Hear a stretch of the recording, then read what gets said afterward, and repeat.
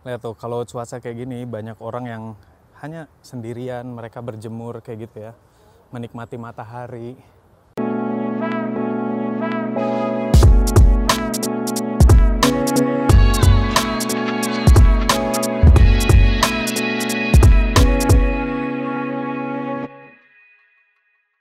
Halo teman-teman semua, balik lagi bareng aku Syarif Sapata dan ini kita berada di edisi ke-8. Ya, pagi ini hari Sabtu. Pagi ini aku lagi jogging sama anakku dan kita ini sekarang mau jemput istri saya ya. Dia lagi di salon dan salonnya itu orang Indonesia. Aku sering masukin Mas Aditya di vlogku. Kalian bisa cek, jadi kita di Basel ini punya penata rambut orang Indonesia dan ya seneng banget ya, jadi di luar tapi kita tetap bisa bilang mau style rambut apa pakai bahasa Indonesia. Ya, jadi aku tunjukin sedikit, aku kalau jogging pakai apa nih ya, mungkin kalian sudah pernah lihat, jadi kayak semacam baby cart gitu, tapi depannya satu rodanya ya, jadi bisa kita pakai buat jogging dan ini aku rekomendasiin banget teman-teman kalau buat kalian yang suka jogging dan punya anak, ini sangat praktis dan apa ya, safety-nya juga bagus ya. Ya udah, itu pembukaannya dan kita lanjut jogging, nanti kita ketemu di salonnya Mas Aditya ya. Ya teman-teman, kita sudah nyampe di salonnya Mas Adit. Yuk kita buka yuk pintunya. Wah, oh didorong ternyata. Ya.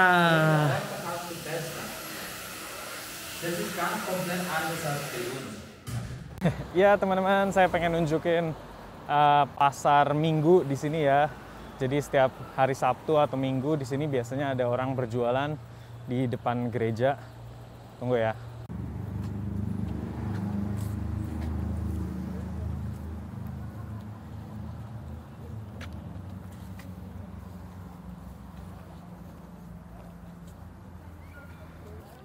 Ya.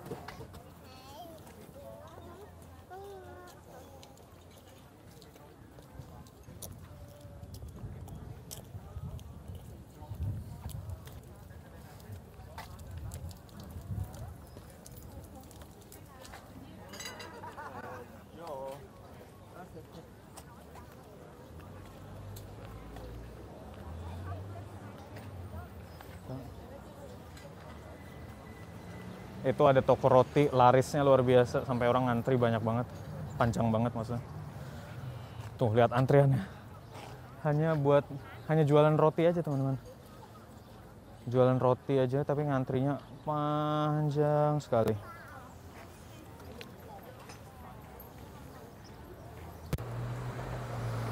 Tuh ya, jadi di depan kita itu ada gereja dan di depannya tuh kayak ada taman, apa ya, lingkungan gereja gitu, tapi dipakai buat jualan ya, jualan apa aja ya, macam-macam. Ada jualan produk pertanian, jualan roti, jualan keju, jualan madu produksi sendiri. Tapi ini biasanya mereka petani atau jadi ya pengusaha kecil ya, UKM gitu yang jualan. Dan ini di Swiss tuh kalau di tengah kota gini jarang ada rumah satuan teman-teman. Semuanya rumah susun ya, apartemen-apartemen. Jadi sangat menghemat tempat juga. Dan harganya juga bukan berarti lebih mahal daripada rumah biasa ya. Tapi saya udah sering ceritain ke kalian ini. Oke teman-teman, jadi sebelum kita pulang ke rumah, kita ngopi dulu ya. Itu ada salah satu cafe favorit saya. Cabangnya banyak. Dan di sebelahnya ini toko bunga teman-teman. Orang sini juga suka bunga ya. Tanaman bunga gitu. Tapi bedanya kayaknya di sini nggak ada deh yang bunga ngetren sampai harganya berjuta-juta gitu. Ini aku paling suka ini sih. Sorry ya, ini belum mandi. Tapi memang kalau aku jogging nggak pernah sebelumnya mandi dulu sih. Oh ya teman-teman, aku pengen ngasih tahu juga produk yang menarik. Ini ada buat dengerin apa namanya, earphone gitu ya.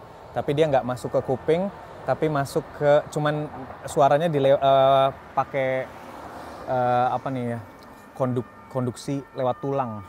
Jadi sambil kalian dengerin musik, dengerin podcast, kalian tetap bisa jogging. Ini sangat direkomendasikan buat olahraga, apalagi buat sebentar. Apalagi buat kalian yang suka jogging, suka naik sepedaan, karena kalian tetap bisa dengar suara lalu lintas, dengar suara seandainya orang klakson gitu ya. Oke, jadi safety first ini tujuannya earphone ini.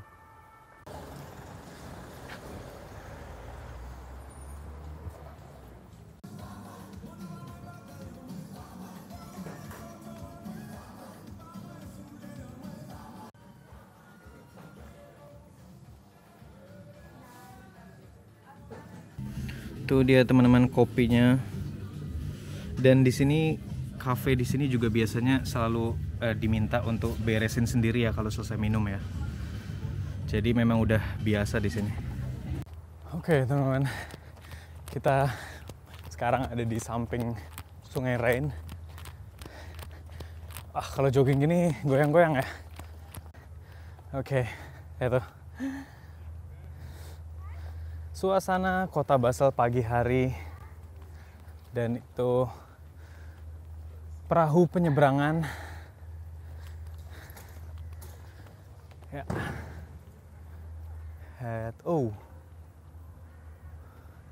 Ada anak kecil jatuh, tapi udah ada yang nolong ya. Oh ya teman-teman, skuter kayak gini udah di Indonesia udah sering juga ya. Aku pernah waktu di Jakarta sering ngeliat sih. Lagi musim memang. Oke, anakku udah tidur dan sekarang kita bakal cari kursi. Terus kita ngobrol-ngobrol ya. Tapi sebelumnya kita minum dulu. Ya, ini tempat minumnya. Di Kota Basel banyak ya. Jadi kita kalau mau minum itu mudah sebenarnya di sini.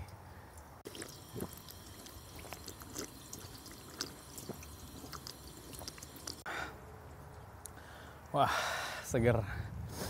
Airnya enak. Udah di mana ya tempat yang bagus buat ngevlog?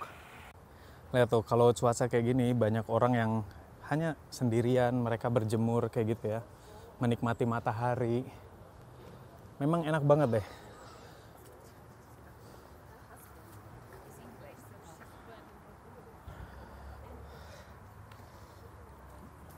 Oke. Ini suasananya masih cukup pagi ya di sini. Tuh di depan kita ada orang TV. Mereka lagi bikin, nggak tahu TV apa, belum pernah lihat aku, TVA.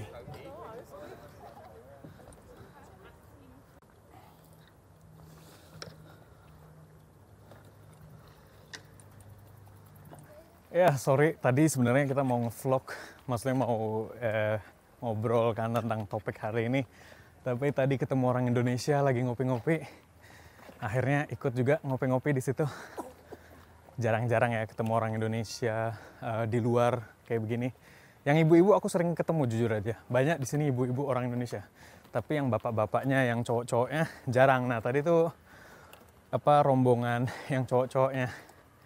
Seru diskusinya. Ya nanti kapan-kapan ya kalau ada waktu aku kenalin ya. Tadi agak nggak enak, mereka lagi asik ngopi-ngopi. Males nanti aku kalau kita terus interview. Yaudah teman-teman, ini ternyata anakku udah bangun lagi. Jadi kayaknya pulang ke rumah dulu aja. Terus nanti siangan kita nge-vlog lagi ya.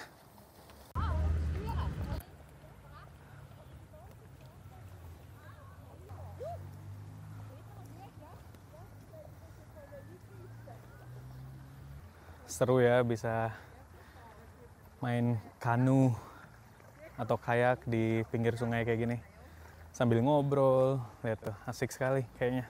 Halo teman-teman, video ini saya tambahin, saya selipin di edisi ke-8 karena waktu di edisi ke-8 itu saya sempat ngomong panjang lebar, tapi ketika saya pulang ke rumah, audionya saya cek, ternyata audionya rusak teman-teman. Jadi sayang banget, udah ngomong panjang lebar tentang topik di edisi ke-8 itu ternyata rusak ya. Tapi nggak apa-apa, saya ulangi di sini.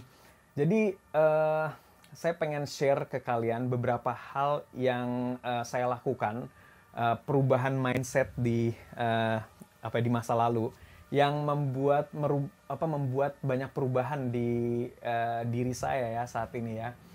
Jadi dan saya pengen share ke kalian dan mungkin buat kalian bermanfaat ya buat beberapa dari kalian. Jadi saya dulu itu orangnya itu adalah orang yang sangat butuh perhatian teman-teman ya. Jadi hidup saya itu sangat dipengaruhi oleh lingkungan saya, sangat dipengaruhi oleh orang lain ya. Saya juga bisa dibilang dulunya adalah orang yang cukup self-centered dan saya secara tidak sadar kadang seperti mencari menginginkan special treatment ya dari orang lain. Itu tidak saya lakukan secara sengaja, tapi itu seperti ada di alam bawah sadar saya gitu. Jadi misalnya kayak saya ke suatu tempat, ada kerumunan orang, ada rombongan orang Indonesia gitu, saya merasa diri saya itu spesial gitu dan saya butuh special treatment. Terus saya selalu memikirkan apa yang orang lain pikirkan tentang saya. Dan hal tersebut itu sangat berdampak negatif buat saya ya. Karena ya gimana enggak, karena setiap apa yang saya lakukan untuk orang lain secara tidak langsung ya. Semua yang saya lakukan itu karena saya ingin mendapatkan feedback positif dari orang lain. Saya ingin mendapat pujian dari orang lain. Dan sekali lagi, ini dulu saya lakukan secara tidak sadar ya. Jadi di bawah alam sadar saya. Tapi setelah ya beberapa waktu yang lalu, saya terus berpikir perubahan apa yang saya bisa lakukan, kenapa saya kadang merasa tidak nyaman dengan diri saya sendiri. Akhirnya saya berusaha merubah pola pikir saya. Saya terus berpikir bahwa sebenarnya tentunya dari input dari buku, dari video yang saya baca juga ya. Dari buku yang saya baca, saya akhirnya berkesimpulan bahwa oke, saya harus merubah mindset saya bahwa tidak melulu harus saya, tidak melulu harus aku, tapi kita juga bisa mencoba memposisikan diri kita di posisi orang lain gitu kan, dan mengenyampingkan ego kita, diri kita, tapi lebih mendahulukan orang lain. Itu salah satu perubahan mindset yang saya pikir sangat bagus ya. Saya juga berpikir bahwa sebenarnya apa yang saya lakukan itu tidak harus karena orang lain gitu. Jadi sebelumnya saya misalnya posting sesuatu di Instagram, terus saya sangat bahagia seandainya saya mendapatkan likes, komen gitu ya. Sekarang saya tetap masih juga bahagia, tapi itu hanya sebagai bonus aja. Sekarang saya mencoba setiap saya melakukan sesuatu aktivitas, itu saya lakukan untuk diri saya sendiri, bukan untuk orang lain, bukan dalam artian bukan untuk mendapatkan pujian dari orang lain, mendapatkan feedback dari orang lain. Seandainya saya melakukan sesuatu, saya usahakan, saya berpikir, oke, apakah ini ada manfaatnya buat orang lain, dan apakah ini membuat saya maju gitu ya, membuat saya bahagia, membuat saya lebih membuat hidup saya lebih bermanfaat gitu kan. Dan saya mencoba gitu, saya mencoba. Tentunya di beberapa situasi saya tidak melakukan hal ini, tapi ini adalah semacam proses buat diri saya sendiri. Dan yang saya dapatkan itu sangat banyak ya, saya merasa manfaatnya banyak sekali ketika kita itu melakukan kegiatan untuk diri kita sendiri, tanpa mengharapkan feedback positif dari orang lain. Jadi kita lebih bisa berfokus terhadap apa yang kita lakukan itu gitu. Jadi fokusnya bukan lagi ke orang lain, jadi kita lebih bisa memfokuskan energi kita untuk apa yang kita lakukan ya, tanpa perlu memikir, oh nanti kalau aku lakuin ini feedback dari orang lain seperti ini, kalau aku lakukan ini nanti dampaknya orang lain bisa berpikir seperti ini tentang aku gitu. Jadi nggak ada lagi hal itu, jadi kita lakukan karena kita suka, karena kita berpikir bahwa itu positif dan itu bermanfaat buat orang lain gitu. Tentunya tidak selalu bisa ya, tapi itu seperti yang saya bilang tadi, sangat banyak manfaatnya. Jadi pesan saya buat teman-teman, bisa kalian coba mulai dari besok atau mulai dari sekarang. Kalau kalian buat story, kalau kalian bikin feed di Instagram, coba berpikir bahwa apa yang kalian lakukan itu, pertama, apakah itu bermanfaat buat orang lain? Kedua, apakah itu membuat kalian lebih menjadi kalian yang lebih baik gitu ya? Dan cobalah kesampingkan pikiran bahwa wah, aku mengharapkan likes atau komen dari postingan kalian tersebut ya. Nggak hanya Instagram aja sih. Jadi kalau kalian mencoba menulis buku, bikin foto, misalnya kalian suka menulis, menggambar, kalau kalian sedang menggambar, coba berpikir bahwa oke, saya menggambar lukisan ini itu bukan karena saya ingin mendapatkan pujian dari orang lain, tapi ini karena saya suka melakukan hal ini, karena saya ingin melakukan hal ini, karena saya menikmati pekerjaan ini. Begitu juga dengan menulis buku. Saya menulis buku karena saya menyukai tulisan, saya ingin menyalurkan apa yang ada di pikiran saya ke dalam buku ini, bukan karena kalian ingin mendapatkan pujian, bukan karena kalian ingin buku kalian dibaca oleh banyak orang, tapi itu tetap bagus kalau nanti akhirnya dibaca oleh orang lain, tapi jadikan itu hanya sebagai bonus aja. Ya udah, semoga bermanfaat tipsnya. Lanjut lagi ke jalan-jalan di edisi ke-8 ya. Ya, di depan kita itu lagi ada apa ya, semacam pasar malam gitu. Jadi di sana ada biang lala yang besar, terus ada tuh bapak ini kayaknya misi hidupnya udah settled ya. Dia ingin menghibur anak-anak. Misi hidup dia. Gitu.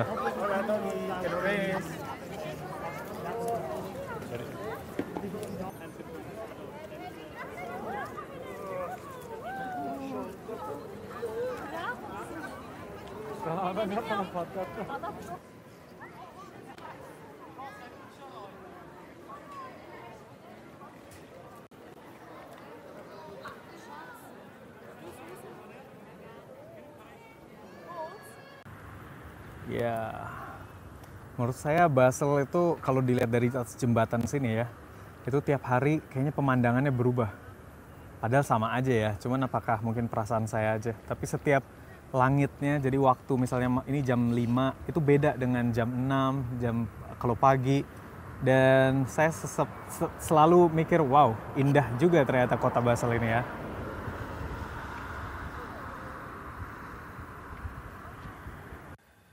Oh ya teman-teman, ternyata audio penutup dari edisi ke-8 juga rusak ya. Jadi videonya saya tutup di sini.